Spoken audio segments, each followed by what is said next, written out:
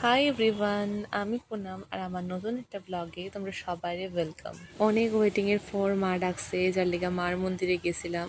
প্রায় অনেক মাস হয়ে গেছে যাওয়া হয় না, ধরতে গেলে 1 বছর হয়ে যাবো যে মার মন্দিরে যাওয়া হয় না। তার উপরে রেগুলার এত বৃষ্টি হইতে আছে, ভাবছি না যে যাইতে পারবো। কালকে বিকালের দিকে একটু ওয়েদারটা ঠিক আসলো, যার লিগা কালকে গেছিলাম।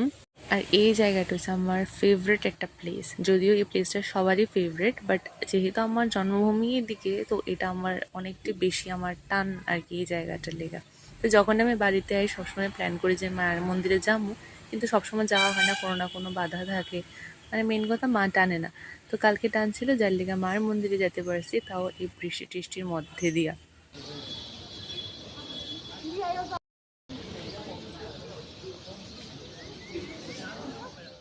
এই তো মায়ের লেগা ভোগ নিয়ে নিছি, এখন মায়ের পূজা দিয়ে দেবো। আর গিয়া সেরে দেখি যে মায়ের দরজা খোলা, কোনো ভিড় নাই, খুব সুন্দরভাবে মায়ের দর্শন করতে পারছি, প্রাণ ভৈরা প্রণাম করতে পারছি। আর মানে যেহেতু সকালের দিকে বৃষ্টি আসলো, যার লেগে বিকালে আমরা যাওয়া, ওয়েদারটা এত সুন্দর আসলো, ঠান্ডা ওয়েদার, আর একদম ভিড় নাই।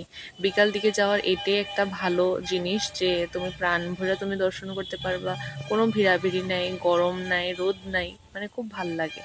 আর আমি প্রায় 5-6 বছর পর মনে হয় বিকাল দিকে মাতারবাড়ি দিয়ে গেছি, কারণ কি আমি যখন উদয়পুরে আসলাম আগে বিকাল দিকে আমি যাইতাম, বাট তারপরে উদয়পুর থেকে যাওয়ার পরে মানে মানে আর আওয়া হয় না আর কি। বিকাল দিকে সকাল সকালে এসে সেরা যাইতাম গা।